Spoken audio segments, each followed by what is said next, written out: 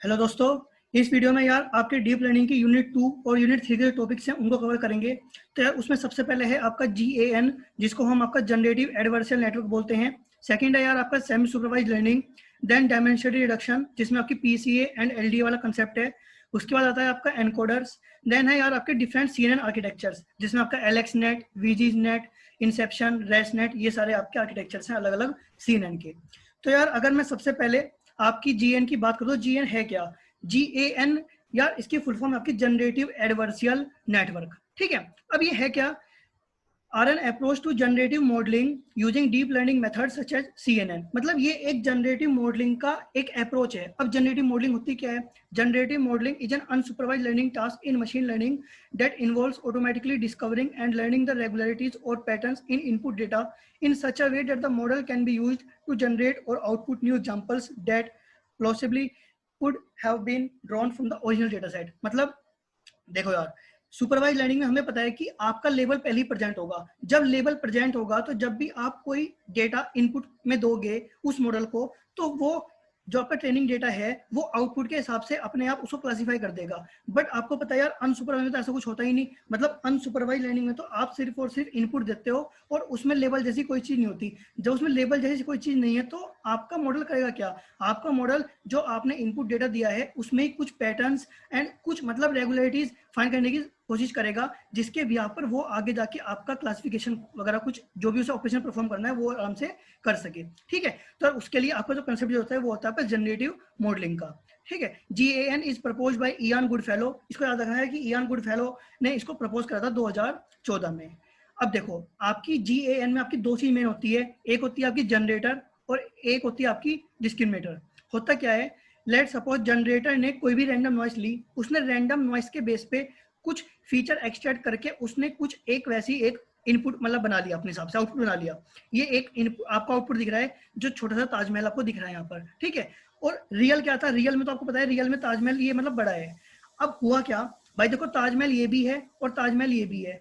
ठीक है, तो जब रियल ये है और ये तो जनरेटर ने बनाया अपने हिसाब से, तो जब डिस्क्रिमिनेटर के पास जाएगा तो डिस्क्रिमिनेटर को ये आइडेंटिफाई करना है कि जो जनरेटर की तरफ से इनपुट आ रहा है वो आपका रियल है या फिर फेक है। तो वो करता क्या है, उसको अगर आप एक ध्यान से देखो तो डिस्क्रिमिनेटर को आपके दो इनपुट मिल रहे हैं। एक तो रियल डेटा का इनपुट मिल रहा है और एक आपका जो जनरेटर का आउटपुट आया वो एज ए इनपुट यहाँ पे पास हो रहा है। तो वो करता क्या है, जो जनरेटर का आउटपुट आता है वो उसको आपका रियल डेटा से कंपेयर करता है एंड देन उसके बिहाफ पर वो कोशिश करता है कि आपके जो जनरेटर का आउटपुट आया वो रियल है या फिर फेक है। ठीक है, तो देखो, in GAN we have a generator that is pitted against an adversarial network called discriminator. Discriminator से पहले आपका जनरेटर लगा हुआ है, hence the name is generative adversarial network.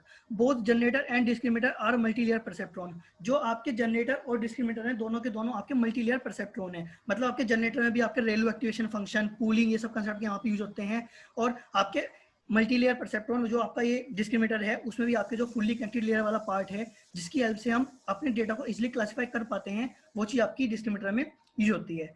तो generator objective is to model or generate data that is very similar to training data. मतलब generator करता क्या है, जो आपका ओरिजिनल इनपुट है, जो आपका रियल डेटा है, वो कोशिश करता है उसी की तरह से कोई एक डेटा बनाया जाए जो आपका रियल डेटा जैसे ही हो। तो उससे होता क्या है, जब डिस्क्रिमिनेटर के पास वो दोनों इनपुट जाते हैं तो डिस्क्रिमिनेटर कई बार कंफ्यूज जाता है। और सिर्फ डिस्क्रिमिनेटर का काम यही है कि उसको रियल डेटा और जो जनरेटर ने आउटपुट दिया है इन दोनों को डिफरेंशिएट करना कि कौन सा इसमें से रियल है और कौन सा इसमें जनरेटर ने बनाया है। ठीक है, generator need to generate data that is indistinguishable from the real data. Generated data should be such that discriminator is tricked to identify it is real data. मतलब जनरेटर हमेशा कोशिश ये करता है कि वो डेटा इस तरह जनरेट करे कि डिस्क्रिमिनेटर को लगे कि वो ही डेटा रियल है। ठीक है, ये याद रखना। Discriminator objective is to identify if the data is real और फेक। मैंने आपको बता ही दिया है। If it gets two set of input, one input comes from the training data set and the other input is the model data set generated by the generator। एक जो आपका रियल इनपुट है वो आ रहा है और एक जो जनरेटर का आउटपुट है वो आपका एज इनपुट आ रहा है आपका डिस्क्रिमिनेटर के पास। Generator can be thought as team of counterfeiters making fake currency. इसको ऐसे समझो, जनरेटर क्या कर रहा है, जनरेटर कोई फेक करेंसी जनरेट कर रहा है, जैसे बिटकॉइन वगैरह, आपको पता ही यार काफी ज्यादा फेक चलती है ये सब चीजें। तो वो क्या कर रहा है जनरेटर, उसने लेट्स सपोज कोई फेक करेंसी बनाई, वो फेक करेंसी ऐसे बनाएगा कि जब वो डिस्क्रिमिनेटर के पास जाएगा तो वो ये सोचेगा कि जो डिस्क्रिमिनेटर जनरेटर की तरफ से आउटपुट आ रहा है, जो फेक करेंसी आ रही है वो आपकी रियल है। तो जनरेटर हमेशा कोशिश ये करता है कि वो बेवकूफ बनाए डिस्क्रिमिनेटर को, और डिस्क्रिमिनेटर का काम है कि जो जनरेटर की तरफ से आउटपुट आ रहा है वो उसको आइडेंटिफाई कर पाए आराम से कि यार वो आपका रियल है और फेक है। तो यार ये इन दोनों की लगातार वो चलती रहती है, एक तरह से जंग चलती रहती है कि जनरेटर कोशिश करता है डिस्क्रिमिनेटर को उल्लू बनाना, और डिस्क्रिमिनेटर कोशिश करता है आपका जनरेटर के आउटपुट को उल्टा करना। तो दोनों की जंग चलती रहती है, और बार बार ये आपका प्रोसेस कंटिन्यू चलता रहता है with the help of back propagation. जितने ज्यादा टाइम्स ऑफ ये आपका चलता रहेगा उतने ज्यादा आपकी एक्यूरेसी बढ़ती जाएगी अनसुपरवाइज्ड लर्निंग मॉडल की। तो GAN do not need any approximation, inference और मार्कअप चेन्स। ठीक है, अब देखो, अब बात करते हैं GAN का काम करता कैसे है। देखो मैंने आपको बताया एक जनरेटर है, एक डिस्क्रिमिनेटर। तो input to the generator is random noise created from the training data. Random noise कोई भी है ट्रेनिंग डेटा की, वो हमने एज इनपुट दिया है आपके जनरेटर को। Training data can B an image, आपकी जो ट्रेनिंग डेटा है वो आपकी इमेज हो सकती है। Generator tries to mimic the input image as close as possible to the real image from the training data. दिखाया भी था आपका जो रियल ताजमहल था उसके जैसी वो इमेज को कॉपी करने की कोशिश करता है। Generator goal is to fool the discriminator. Generator का मकसद क्या है कि डिस्क्रिमिनेटर को उल्लू बनाना। और discriminator gets two input, one ये और दूसरा वो। Goal is the discriminator, goal of the discriminator is to identify which input is real and which is fake. Discriminator का काम यही है कि जो उसके पास दो इनपुट आ रहे हैं उसमें से कौन सा रियल है और कौन सा फेक है, इस चीज को आइडेंटिफाई करना। ठीक है, अब देखो सबसे पहला स्टेप क्या है कि हमने आपके डिस्क्रिमिनेटर को एक जो रियल इनपुट है वो दिया, उसके बाद रैंडम नॉइज दी मैंने आपके जनरेटर को। जनरेटर ने उस रैंडम नॉइज के बेस पर कोई एक जो आपकी ओरिजिनल इनपुट इमेज थी उसकी कॉपी बनाने की कोशिश करी। देन फोर्थ स्टेप है कि आपका जो रैंडम नॉइज वाला जो आउटपुट था, जनरेटर का आउटपुट था, वो आपका डिस्क्रिमिनेटर के पास आया। फिफ्थ स्टेप है यार कि ये आपका क्लासिफाई करने के बाद अगर कोई गलती होगी तो वो आपका फीडबैक देगा आपके डिस्क्रिमिनेटर को। ठीक है, पहले देगा डिस्क्रिमिनेटर को एंड देन वो दोबारा देगा आपका जनरेटर को कि भाई तेरी इमेज गलत है और तेरी इमेज तुझे अपनी सही करनी पड़ेगी। तो जब ये आपका, जब बाद में ये जनरेटर को फीडबैक देता है तो दोबारा से यहाँ पे बैक प्रोपगेशन लगती है एंड दोबारा से हम चीजों को चेंज करने की कोशिश करते हैं, और दोबारा जनरेटर अगेन कोई दूसरी इमेज बनाने की कोशिश करता है by using the different filters. ठीक है, तो दोबारा फिर अगेन इसी तरह से आपका डिस्क्रिमिनेटर के बाद दोबारा दो इनपुट आएंगे एंड देन दोबारा वो उन सबको क्लासिफाई करने की कोशिश करेगा कि कौन सा रियल है और कौन सा फेक है। तो यार ये पूरी वर्किंग है आपकी GAN की। अगर मैं कुछ यूजेज की बात करूं तो यार generating a high resolution image from a low resolution image. Low resolution image से आपकी हाई रिजोल्यूशन इमेज बनाता है आपका GAN। Generating a fine image from a course image and generate descriptions based on image. Image के base पे ये कुछ description भी बना देता है। तो आपको कुछ फायदा हो गया।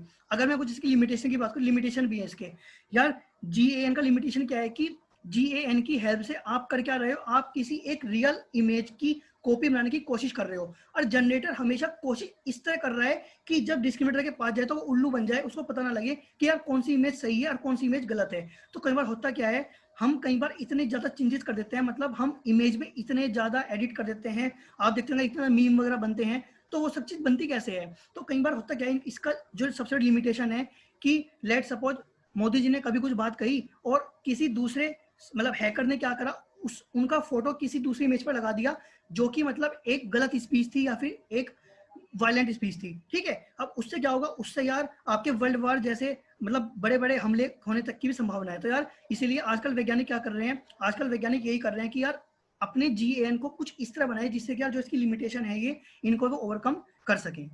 नेक्स्ट टॉपिक है आपका सेमी सुपरवाइज लर्निंग। हमने आपके यार 3 तरह की लर्निंग पढ़ी है मशीन लर्निंग में। एक है आपकी सुपरवाइज लर्निंग, एक है अनसुपरवाइज और एक है आपकी रीइंफोर्समेंट लर्निंग। अब देखो यार, अगर मैं सुपरवाइज लर्निंग की डिसएडवांटेज की बात करूं तो वो क्या है कि data set has to be hand labelled either by a machine learning engineer और अ डेटा साइंटिस्ट। बिल्कुल सही बात है भाई, क्योंकि वहां पर आपको लेबल देना है, तो जो पूरा मॉडल है या तो वो मशीन लर्निंग इंजीनियर के अंडर में होगा सुपरविजन में, या फिर डेटा साइंटिस्ट के अंडर में होगा। तो this is very costly process specially when dealing with large volumes of data. ये बहुत कॉस्टली प्रोसेस है जब आप बहुत ज्यादा डेटा के साथ डील कर रहे हो। The most basic disadvantage of any unsupervised learning is that its an application spectrum is limited.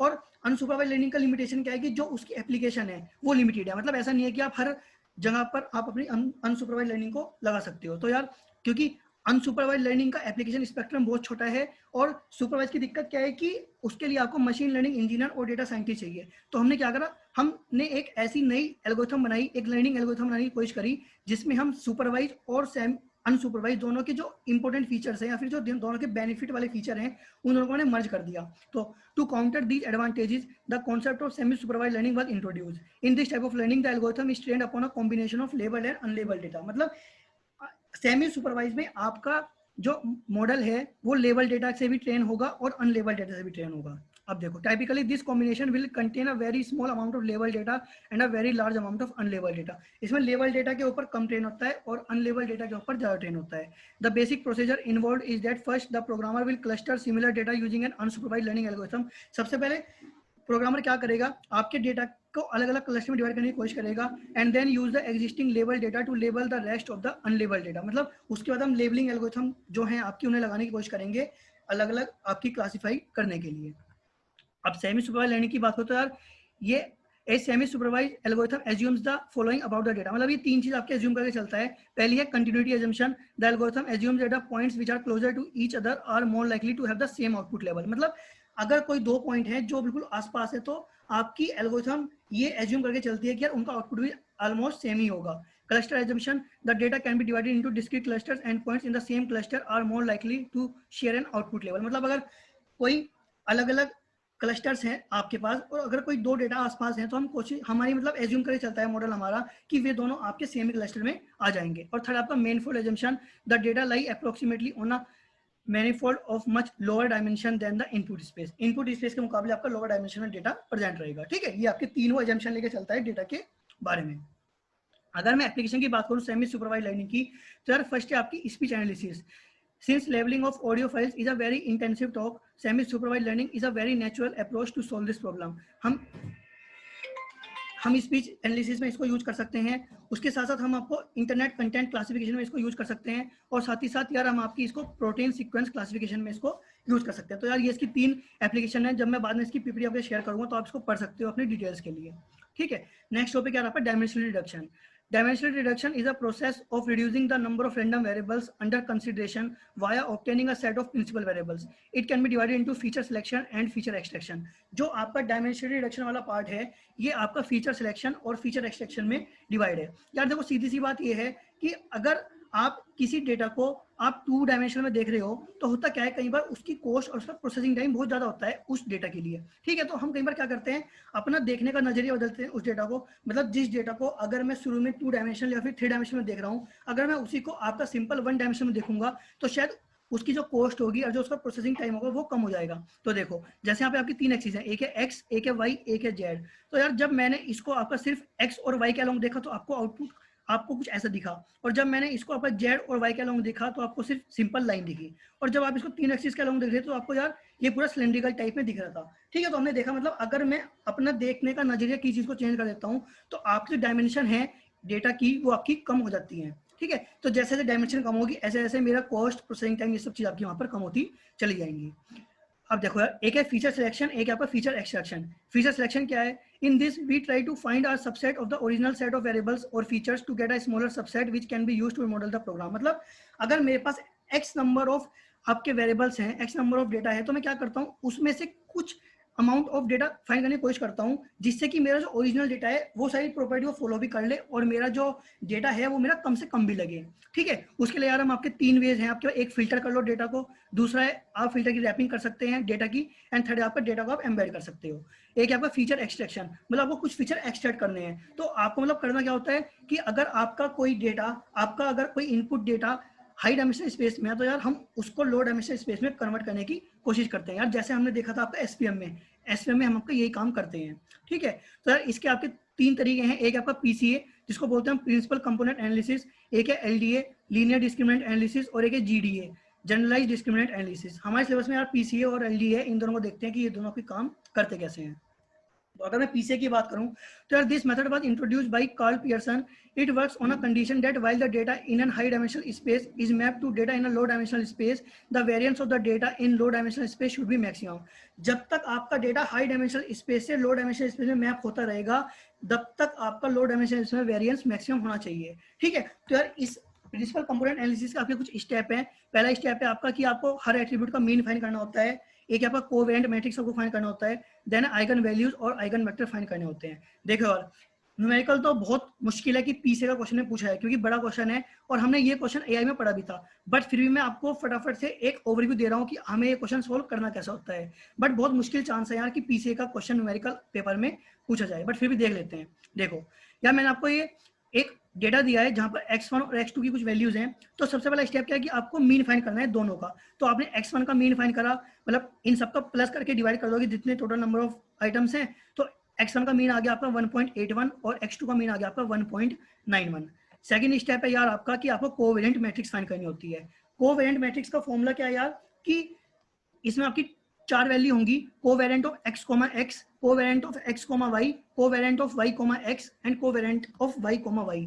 मतलब ये वैल्यू है आपकी x, x की, ये है x, y की, ये है y, x की, और ये है आपकी y, y की। इसका फॉर्मूला क्या है? इसका फॉर्मूला यार covariant of x, y equal to 1/n-1 summation of i equal to 1 से लेके n xi minus x bar into yi minus y bar. अब देखो मतलब क्या है, ये आपका xi की वैल्यू है, ये आपकी x1 की वैल्यू है, ये आपकी x2 की वैल्यू है। मैंने करा क्या, मैंने आपका x1 माइनस जो मेरा मीन निकला था मैंने वो माइनस करा, मतलब 2.5 माइनस 1.81, तो वैल्यू आ गई आपकी 0.69। ऐसी 0.5 माइनस 1.81 करा तो वैल्यू आ गई आपकी माइनस 1.31। ऐसे ही मैंने ये वाला कॉलम और ये वाला कॉलम मैंने पूरा का पूरा फाइंड कर लिया। अब आपको बताइए यार, ये वाली वैल्यू क्या आपकी कोवेरिएंस ऑफ x, x। जब x, x है तो मतलब इस फॉर्मूले में y की जगह भी x आएगा। जब x आएगा तो इसका मतलब xi minus x bar into xi minus x बार, मतलब जो हमने वैल्यू निकाली हमें इनका स्क्वायर करना है, इन सब का एडिशन करना है। मतलब इन सब का स्क्वायर करने के बाद इन सब का ऐड करोगे और डिवाइड कर दोगे n-1 से, तो आपकी ये वैल्यू हो जाएगी 0.6166। उसके बाद आपको निकालना है कोवेरिएंट ऑफ x, y। बता दूं यार आपको, कोवेरिएंट ऑफ x, y और y, x आपका हमेशा सेम होगा।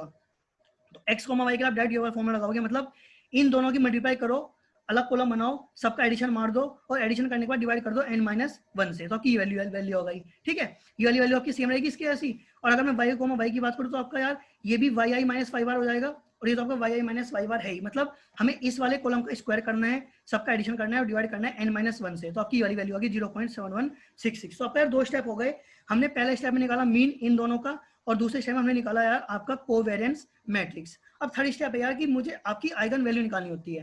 तो आइगन वैल्यू का फॉर्मूला क्या है यार आपका कि c minus lambda I equal to 0, determinant of c minus lambda I equal to 0। तो देखो a बोलो, c बोलो, c मतलब आपका जो हमने कोवेरिएंस मैट्रिक्स निकाला है, तो कोवेरिएंस मैट्रिक्स आपका 0 पॉइंट ये वाला और माइनस लैम्डा आई की वैल्यू ये हो गई। तो इसका डिटर्मिनेंट निकालो और इक्वल टू 0 कर दो, तो यार आपकी एक ही क्वाड्रेटिक इक्वेशन बन जाएंगी। आप यहाँ से λ1 और λ2 की वैल्यू निकाल लोगे, तो λ1 की वैल्यू आ गई 1.28 और λ2 की वैल्यू आ गई 0.0492। ये आ गए आपके आइगन वैल्यूज। अब आपको इन आइगन वैल्यूज के ऊपर आइगन वेक्टर निकालने होते हैं। तो देखो सबसे अच्छी बात क्या है कि आप सारे के सारे आइगन वैल्यूज के लिए आइगन वेक्टर मत निकालो, आप सिर्फ उन आइगन वैल्यूज के लिए आइगन वेक्टर निकालो जो आइगन वैल्यू सबसे बड़ी है, क्योंकि जो आइगन वैल्यू सबसे बड़ी होगी मैं हमेशा प्रिंसिपल कंपोनेंट उसका ही लेके चलूंगा। तो यार बड़ी वैल्यू कौन सी आपकी 1.28, तो मैं 1.28 के निकालूंगा आपका आइगन वेक्टर। आइगन वेक्टर कैसे निकालते हैं, देखो मैंने पहले क्या करा, ये वाली वैल्यू रख दी आपकी, मतलब जो आपका आइगन वैल्यू आई थी 1.28 मैंने आपका ये इस वाले मैट्रिक्स में रख दिया। तो ये क्या बन गया आपका मैट्रिक्स, ये माइनस कुछ ये वाला मैट्रिक्स बन गया। उसका मैंने क्या करा, B X bar equal to 0, भाई बी मैट्रिक्स आपका ये है इंटू x1 x2 दो वेरिएबल मान लिए इक्वल टू 0। इन दोनों आपको x1 x2 की वैल्यू निकालनी है, इन दोनों को निकाल लो, जो x1 x2 की वैल्यू आएगी इनकी मल्टीप्लाई करके वही आपका आइगन वेक्टर होगा। तो उसका आइगन वेक्टर आ गया आपका 0.678 और 0.735। यही है आपका यार प्रिंसिपल कंपोनेंट। ठीक है, तो आपको बस ये बताना था कि मुझे कि हम इसमें आइगन वैल्यू आइगन वेक्टर कैसे निकालते हैं, क्योंकि एनपीटीएल वाले जो असाइनमेंट है यार डीप लर्निंग मशीन लर्निंग के, उसमें एक आधा क्वेश्चन से दिया हुआ है कि आपको आइगन वेक्टर ने फाइंड करवाया है, तो आपको पता होना चाहिए कि हम eigen value and eigen vector कैसे फाइंड करते हैं। ठीक है, नेक्स्ट टॉपिक है आपका यार एलडीए। एलडीए की फुल फॉर्म है आपकी लीनियर डिस्क्रिमिनेंट एनालिसिस, या फिर इसको हम आपका नॉर्मल डिस्क्रिमिनेंट एनालिसिस या फिर डिस्क्रिमिनेंट फंक्शन एनालिसिस भी बोलते हैं।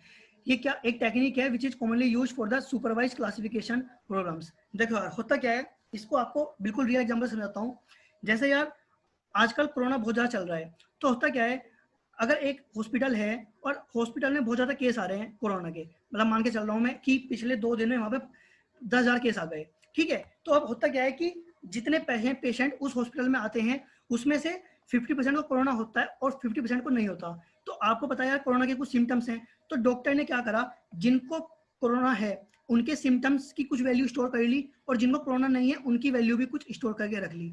अब वो क्या करना चाहता है कि वो चाहता है कि यार कोई एक ऐसा मॉडल बनाया जाए जिससे कि अगर कोई उसके बाद कोई नया बंदा आए हॉस्पिटल में और अगर वो अपने कुछ फीचर बताए, तो अगर मैं वे फीचर डायरेक्ट उस मॉडल को दूं तो वो बता दे डायरेक्ट कि यार इस बंदे को कोरोना है या फिर नहीं है। तो अब होता क्या है, जब उसने जिन बंदों को कोरोना था उनका डेटा ले लिया और जिनको कोरोना नहीं था उनका भी डेटा ले लिया, तो जब वो उन दोनों डेटा को मर्ज करके एक किसी मॉडल को देगा तो आपका डेटा सारा मर्ज हो गया। जब डेटा मर्ज हो गया तो यार अब जरूरत आएगी उसको अलग अलग करने की, तो उसके लिए आपका जनरली हम कंसेप्ट यूज करते हैं आपका एलडीए का। ठीक है, अब देखो लेट सपोज आपका ये ग्रीन वाला जो डेटा है वो सारा वो डेटा है जिन बंदों को कोरोना है, और रेड वाला मान लो कि जिनको नहीं है। तो अब हुआ क्या, आपका सारा का सारा डेटा मतलब मिक्स हो गया, मतलब आपका डेटा ओवरलैप हो गया। तो यार हमें इसको अलग अलग करना होगा, तो उसके लिए हम आपका एलडीए यूज करते हैं। It is use for modelling difference in groups separating two और मोर क्लासेस। वो यार जैसे मैंने बोला कि अगर मैंने कोरोना होने वाले बंदों का डेटा ले लिया और कोरोना को ना होने वाले बंदों का डेटा ले लिया, तो दोनों का डेटा मर्ज हो गया, तो मुझे उन दोनों को अलग अलग करना था। उसके लिए हम आपका जनरली एलडीए जैसी एल्गोरिथम्स का यूज करते हैं। For example we have two classes and we need to separate them efficiently. Classes can have multiple features, using only a single feature to classify them may result in some overlapping. तो यार अगर मैं आपके LDA की application की बात करूं तो एलडीए की कुछ 3 एप्लीकेशन लिखी है यहाँ पर। एक है फेस रिकॉग्निशन, एक है मेडिकल और एक है आपकी कस्टमर आइडेंटिफिकेशन। जब मैं यार इसके बाद आपको पीपीटी शेयर करूंगा तो आप वहां से आराम से इन सबको पढ़ सकते हो। अब बात करता हूँ यार डायमेंशनल डिटेक्शन के फायदे क्या हैं। It helps in data compression and hence reduce storage space. बिल्कुल सही बात है, मैंने आपको बताया भी है कि जो आपका डेटा को कंप्रेस करने के लिए जो होता है, जिसकी वजह से जो हमारा स्टोरेज स्पेस है, जो हमारा बहुत ज़्यादा मेमोरी लग रही है डेटा को स्टोर करने के लिए, वो आपका कम लगेगा। It reduce computation time. जब डेटा कम होगा तो यार उसको कंप्यूटेशन टाइम भी उसका कम लगेगा। It also helps improve redundant features. ठीक है, अगर मैं कुछ डिसएडवांटेजेस की बात करूं तो यार it may lead to some amount of data loss. भाई देखो जब यार हम डेटा को कंप्रेस कर रहे हैं तो जाहिर सी बात है कि उसमें से कुछ ना कुछ डेटा तो लॉस भी होगा। ठीक है, PCA tends to find linear correlations between variables, which is sometimes undesirable. PCA fails in cases where mean and covariance are not enough to define dataset, and we may not know how many principal components to keep. In practice, some thumb rules are applied. ठीक है यार, ये कुछ इसके disadvantage हैं, आप इनको याद रख सकते हो अगर कोई एमसीक्यू में बाई चांस इनकेस कोई क्वेश्चन आ गया तो जिससे कि हम उसका आंसर दे सकें। अब बात करता हूँ आपके ऑटो एनकोडर्स की। तो यार ये क्या है, auto encoder is unsupervised artificial neural network that learns how to efficiently compress and encode data, then learns how to reconstruct the data back from the reduced encoded representation to a representation that is as close to the original input as possible. मतलब let's suppose मैंने कोई input image दी तो उसने क्या करा, उसने इसको encode कर दिया। एनकोड करने का मतलब क्या है कि बेसिकली उसने इस इमेज को कंप्रेस कर दिया। सही बताऊं तो यार ऑटो एनकोडर भी आपकी देखा जाए तो एक डायमेंशनल रिडक्शन का एक टेक्निक है, बट ये आपकी अनसुपरवाइज लर्निंग में जनरली अनसुपरवाइज में हम इसको यूज करते हैं। तो इसने क्या करा, इस इमेज को इन्हें कंप्रेस कर दिया और कंप्रेस करने के बाद इसको दोबारा डिकोड कर देगा। जब इसको दोबारा डिकोड कर देगा तो जो इसकी ओरिजिनल थी वो उसी में आपको रिटेन होगी। ठीक है, मतलब रिकंस्ट्रक्ट इनपुट इमेज हो गई आपकी दोबारा से। तो ऑटो एनकोडर में आपके 4 कंपोनेंट हैं यार। एक है आपका encoder, in which the model learns how to reduce the input dimension and compress the input data into the encoded representation. मतलब कि जो आपकी इनपुट इमेज है उसकी डायमेंशन को कम करने के लिए या फिर उसको एक दूसरी फॉर्म में रिप्रेजेंट करने के लिए हम आपका एनकोडर का यूज करते हैं। Bottleneck which is the layer that contain the compressed representation of the input data. ये एक ऐसी लेयर है जिस लेयर पर आपका जो कंप्रेस्ड डेटा है इमेज का वो आपका प्रेजेंट होगा। This is the lowest possible dimension of input data. Decoder क्या है कि दोबारा से डिकोड कर देगा इनपुट में। और रिकंस्ट्रक्शन लॉस क्या है, this is the method that measures how well the decoder is performing and how close the output is to the original input. भाई हमने एक बार इसको एनकोड करा, दोबारा डिकोड करा, तो रिकंस्ट्रक्शन लॉस आपका ये बताएगा कि जब मैंने एनकोड करने के बाद इमेज को दोबारा डिकोड करा तो क्या उसमें से कोई चीज लॉस तो नहीं हुई, और अगर लॉस हुई तो कितना लॉस हुआ, वो सब चीज आपका रिकंस्ट्रक्शन लॉस बता देगा। एक मेथड है।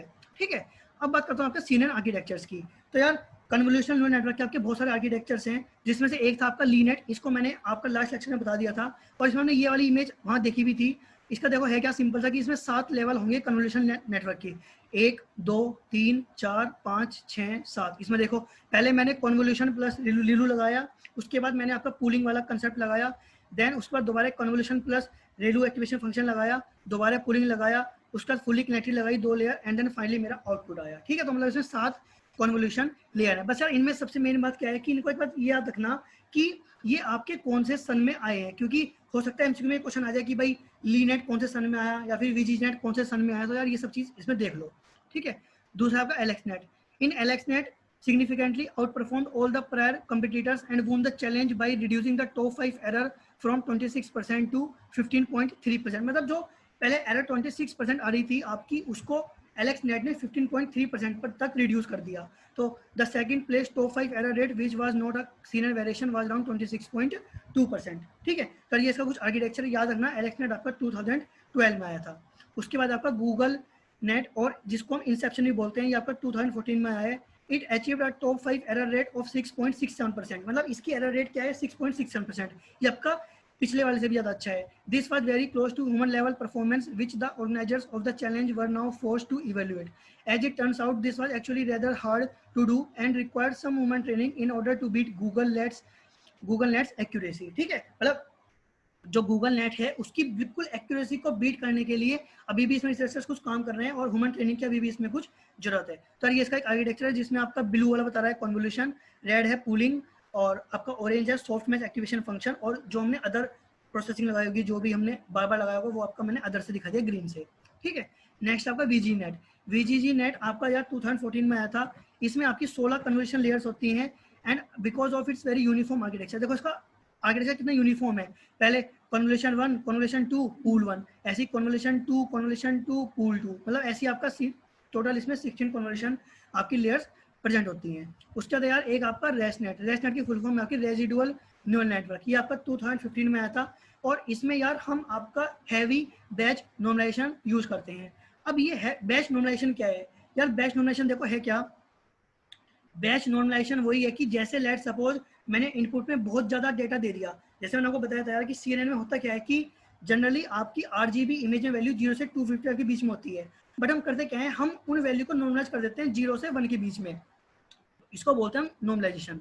अब होता क्या है यार, इतने नॉर्मलाइजेशन से हमारा काम नहीं चलता, क्योंकि हमने करा क्या, हमने सिर्फ आपकी इनपुट को नॉर्मलाइज करा, बल्कि जो आगे की लेयर्स थी आपकी हिडन लेयर्स और जो आपकी आउटपुट लेयर्स थी, हमने वहां पे कोई नॉर्मलाइजेशन अप्लाई नहीं करा। तो हम करते क्या है, हमने जो वहां पर एक्टिवेशन फंक्शन लगाया ना, हम उसको नॉर्मलाइज करने की कोशिश करते हैं with the help of batches. मतलब हम अलग अलग कुछ बैचेस की वैल्यू देते हैं एक्टिवेशन फंक्शन की, एंड देन उसको नॉर्मलाइज करने की कोशिश करते हैं। उससे क्या होता है, उससे वो कम ट्रेनिंग में, मतलब बहुत कम ट्रेनिंग एग्जांपल्स की हेल्प से वो चीज़ों को आसानी से सीख लेता है, तो उसको बोलते हैं आपका बैच नॉर्मलाइजेशन। तो आपका रेस्टनेट में यार आपका हैवी बैच नॉर्मलाइजेशन लगता है। सच skip connections are also known as gated units or gated recurrent units and have a strong similarity to recent successful elements applied in RNNs। RNNs यार नेक्स्ट लेक्चर में discuss करूंगा। RNN से आपका recurrent neural network, ठीक है, बहुत important part है, और ये पूरा का पूरा आपका यूनिट 4 का पार्ट है। ठीक है, तो इस वीडियो में तो मुझे आपको इतना बताना था। इस वीडियो में हमने काफी कुछ देख लिया, सेकंड और थर्ड यूनिट का काफी इंपॉर्टेंट टॉपिक्स देख लिए हैं, और ये यार कुछ रेफरेंस हैं, इनको आप रेफर कर सकते हो, यहीं से मैंने पढ़ा है और इन्हीं की हेल्प से यार मैंने ये PPT भी डिजाइन करी है। ठीक है, तो दोस्तों यार इस वीडियो में इतना रखते हैं। नेक्स्ट वीडियो में डिस्कस करूंगा मैं आपका RNN और LHTM वाला पार्ट, और इसके साथ साथ जो भी अगर कोई टॉपिक होगा जो मुझे लगेगा कि इंपॉर्टेंट है और जो मेरे से अब तक नहीं हुआ है कवर, उसको मैं कवर करने की कोशिश करूंगा अगले लेक्चर में। ठीक है, तो इस वीडियो में इतना रखते हैं। तो यार अगर आपको वीडियो अच्छी लगी हो तो प्लीज़ यार वीडियो को लाइक करें, अपने दोस्त का शेयर करें एंड चैनल को सब्सक्राइब करें। थैंक यू यार।